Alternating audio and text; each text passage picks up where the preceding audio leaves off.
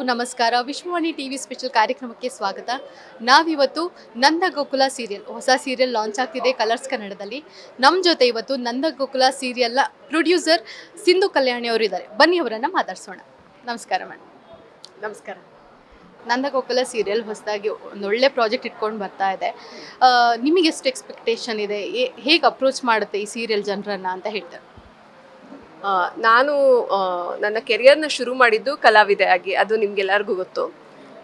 So ನಾನು ಸುಮಾರು ವರ್ಷ ಮುಖ್ಯ ಭೂಮಿಕೆಯಲ್ಲಿ ಲೀಡ್ ರೋಲ್ ಮಾಡ್ಕೊಂಡು ಬಂದಿದ್ದೆ.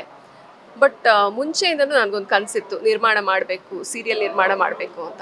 ಯಾಕಂದರೆ ಬಹಳ ವರ್ಷ ಇಲ್ಲಿದ್ದು ಇಲ್ಲಿ ನಡೆಯೋದನ್ನೆಲ್ಲ ನೋಡ್ತಾ ಆ ಅನುಭವ, ಮತ್ತು ನಮಗೂ ಒಂದು ಅಂದರೆ ಇನ್ನೂ ಬೆಟರ್ ಪ್ರಾಜೆಕ್ಟ್ ಮಾಡಬೇಕು ಅಥವಾ ಇನ್ನೇನೋ ಒಂದು ಹೊಸ್ತು ಮಾಡಬೇಕು ಆ ಥರ ಎಲ್ಲ ಅನಿಸುತ್ತಲ್ಲ.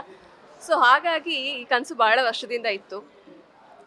ಈಗ ಅದು ನಂದ ಗೋಕುಲದ ಮೂಲಕ ಶುರು ಆಗಿದೆ. ಇದು ಇನ್ನೂ ಬೇಬಿ ಸ್ಟೆಪ್ಸ್ ಅಂತ ಹೇಳ್ಬೋದು.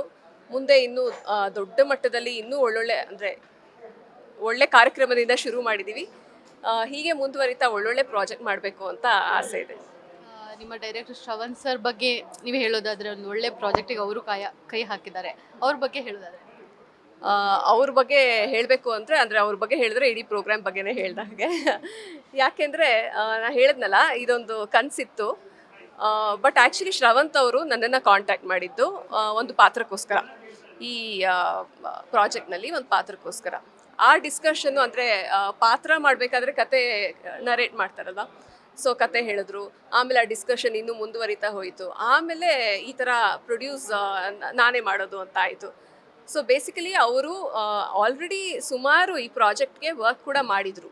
ಬಟ್ ಏನಂದರೆ ಎಲ್ಲ ಇವಾಗ ಆ ಥರ ಆದಮೇಲೆ ಇವಾಗ ನಮ್ಮದೇ ಅಂದರೆ ಬೇರೆ ಅಭಿಪ್ರಾಯ ಇರುತ್ತೆ ಅಥವಾ ಬೇರೆ ಐಡಿಯಾಸ್ ಇರುತ್ತೆ, ಅವ್ರದ್ದು ಒಂಥರ ಇರುತ್ತೆ.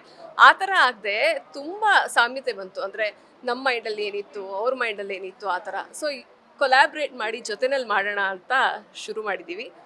ಸೊ ನೀವು ನೋಡಿ ಹೇಳಬೇಕು. ಒಳ್ಳೆ ಕಥೆನೇ, ಬಟ್ ಇದು ಜನರಿಗೆ ತಲುಪುತ್ತಾ?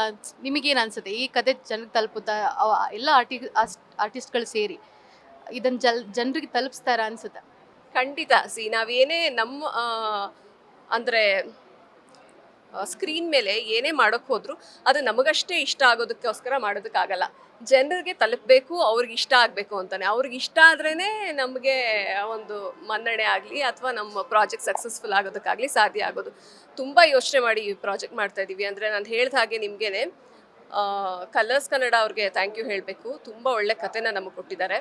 ಆಮೇಲೆ ಈ ಕಥೆನಲ್ಲಿ ನಾನು ಆಗಲೇ ಕೂಡ ಹೇಳಿದೆ, ಒಂದೇ ಅಂದರೆ ಎಲ್ಲ ಸ್ವಲ್ಪ ಮೊನಾಟನಸ್ ಆಗ್ತಾ ಇದೆ. ಅಂದರೆ ಮುಖ್ಯ ಭೂಮಿಕೆಯಲ್ಲಿ ಬರೀ ಯಂಗ್ಸ್ಟರ್ಸ್ ಇರ್ತಾರೆ. ಸೊ ಅವ್ರ ಚಾಲೆಂಜಸ್ ಏನು, ಅವ್ರ ಪ್ರಾಬ್ಲಮ್ಸ್ ಏನು, ಅಥವಾ ಅವರ ನೋವು ನಲಿವು ಏನು, ಅದರ ಸುತ್ತು ಎಲ್ಲ ಪಾತ್ರಗಳು ಇರುತ್ತೆ. ಆಮೇಲೆ ಕತೆ ಕೂಡ ಅದನ್ನೇ ಪೋರ್ಟ್ರೇ ಮಾಡ್ತಾ ಹೋಗುತ್ತೆ ಅಲ್ವಾ. ಸೊ ಒಂದೊಂದ್ಸಲ ಅನಿಸುತ್ತೆ, ಈ ಮಿಡಲ್ ಏಜ್ಡ್ ಕಪಲ್ ಇರ್ತಾರಲ್ಲ, ಅವರು ಕೂಡ ಅವ್ರಿಗೆ ಜೀವನಾನುಭವ ಆಲ್ರೆಡಿ ತುಂಬ ಆಗಿರುತ್ತೆ, ಪ್ಲಸ್ ಜವಾಬ್ದಾರಿ ಇರುತ್ತೆ, ಇಡೀ ಕುಟುಂಬದ ಜವಾಬ್ದಾರಿ ಅವ್ರ ಮೇಲೆ ಇರುತ್ತೆ. ಸೊ ಅವ್ರ ಸ್ಟ್ರಗಲ್ಸು, ಅವ್ರ ಚಾಲೆಂಜಸ್ಸು ಬೇರೆ ಥರ ಇರುತ್ತೆ.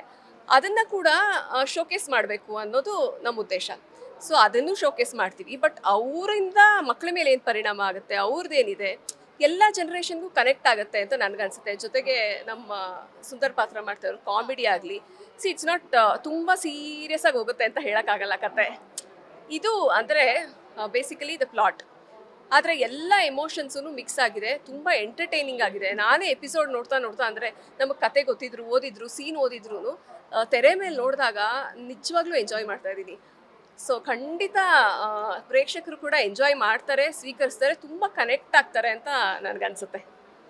Thank you ma'am. Thank you so much ನಮ್ಮ ಜೊತೆ ಮಾತಾಡಿದ್ದಕ್ಕೆ, ನಮ್ಮ ಜೊತೆ ನಿಮ್ಮ ಮಾತುಗಳನ್ನು ಶೇರ್ ಮಾಡ್ಕೊಂಡಿದ್ದಕ್ಕೆ ಧನ್ಯವಾದ. Thank you so much. Please ನೀವೆಲ್ಲ ನಮ್ಮ ಪ್ರಾಜೆಕ್ಟ್ಗೆ ಸಹಕಾರ ಕೊಡಬೇಕು.